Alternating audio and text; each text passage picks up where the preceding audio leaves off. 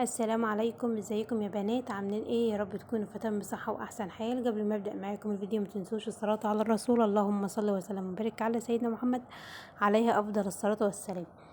الفيديو بتاع النهارده يا بنات هنعمل مع بعض كده مهلبية المانجا بطريقة سهلة وبسيطة كده ومش هتاخد معاك اي وقت. جبت المانجا اللي معايا، غسلتها كده وقشرتها وضربتها كده في الخلاط اللي معايا. طبعا عملت عصير المانجا من غير اي سكر خالص. هنضيف السكر مع بعضنا، بس محبتش ان انا احطه في الخلاط عشان احطه معاكم يعني وكده. هنا هجيب كوباية وهعير بيها كده لكل كوباية من عصير المانجا عليها معلقة كبيرة من النشا. هوريكم كده ديت كوباية العصير العادية المتوفرة عندنا في كل بيت. هبدأ كده اصب فيها العصير اللي معايا. هشوف الكمية اللي انا عاملاها ايه، حوالي كام كوباية كده، وهحط عليهم لكل كوباية معلقة من النشا.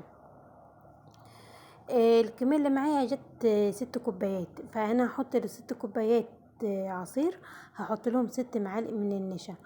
وطبعا والسكر دوت حسب الرغبة، يعني على حسب ما بتحب الحاجة مسكرة.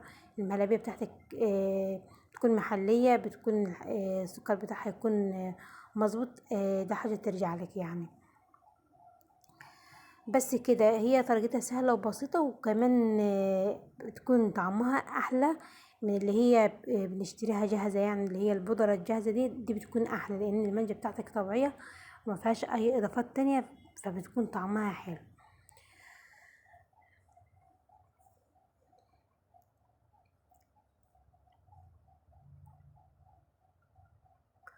هنا خلاص هضيف كده السكر.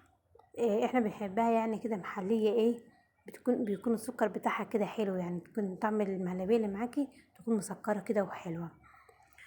خلاص هنا كده يا بنات، وهنا ضفت النشا اللي معايا 6 معالق كبار من النشا، وهدوبهم كده خالص عشان لما ارفعهم على النار ما تكتلش معايا يعني وكده.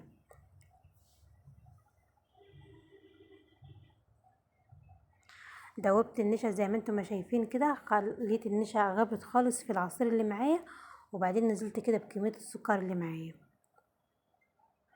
كله بدوبه كده على البارد قبل ما ارفع المهلبية اللي معايا على النار، عشان لو حطيتها على النار السكر هيدوب، لكن النشا مش هتدوب معايا. بس كده طبعا أنا رفعتها كده على النار وبسيبها كده على نار هادية، وطبعا ايدي فيها يعني ما بشيلش ايدي منها غير لما بتكون خلاص استوت النشا اللي معايا، واكون فصلت عنها النار كده اقدر آه خلاص كده ارفع ايدي منها. لكن طول ما هي على النار لازم زي ما انتم ما شايفين كده اقلب فيها لحد ما النشا بتاعتي ما تستوي خالص، وتبدا ان هي تغلي معايا كده. خلاص زي ما انتم ما شايفين كده، كده خلاص ان انا اتاكد ان المهلبيه بتاعتي كده استوت.